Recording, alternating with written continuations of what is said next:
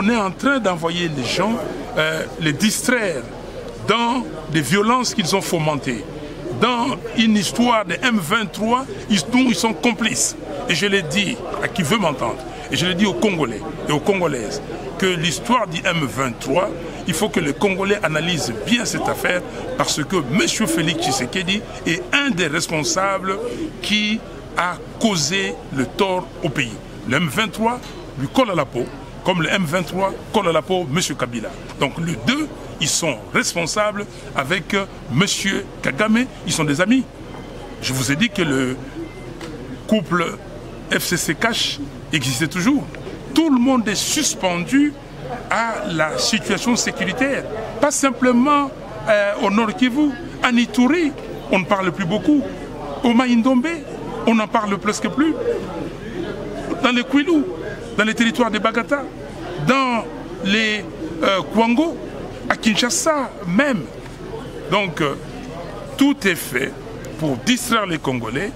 On voit bien que la CENI a mis dans certaines provinces moins de kits d'enrôlement que dans des provinces où M. Kadima et la CENI pensent que la fraude se passera sans contestation.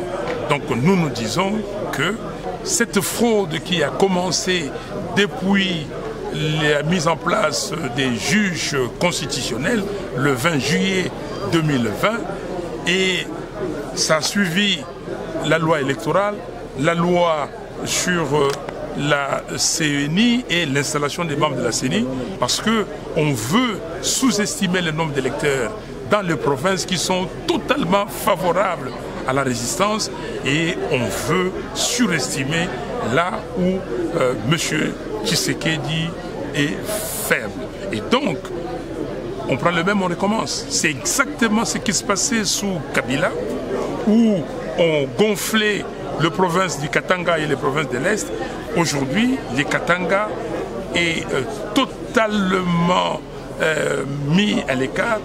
On sous-estime, et Kinshasa, on continue à sous-estimer Kinshasa. Nous demandons à la CENI de fixer une date, une rencontre entre toutes les parties prenantes, c'est-à-dire les membres de l'Union sacrée, les membres des FCC, les membres de la MOCA et la société civile, qu'on se voit pour qu'on corrige des mécanismes correcteurs. Nous disons à la CENI, nous pouvons faire l'opération d'enrôlement pendant 2 mois. On commence là pour la première ère opérationnelle, mais que ça ne s'arrête pas 1 mois après, que 2 mois. Et quand la deuxième ère opérationnelle va commencer, qu'elle commence en même temps que la troisième ère opérationnelle pour 2 mois. Et donc, que nous disent exactement combien de kits ils mettent, qu'on nous parle de la logistique, qu'on nous dise comment les gens sont sensibilisés, qu'on nous dise les personnels qu'ils ont mis dans ces centres d'inscription sont qui exactement. Donc, parce que nous ne laisserons pas passer la fraude. Nous allons nous organiser, et nous avons dit dans notre congrès de l'ECID, le congrès qui s'est tenu à Kisangani du 11 au 14 juillet, que si d'aventure quelqu'un cette fois-ci volait la victoire du peuple, le peuple n'a pas d'autre solution que de se mettre dans la rue pour contester.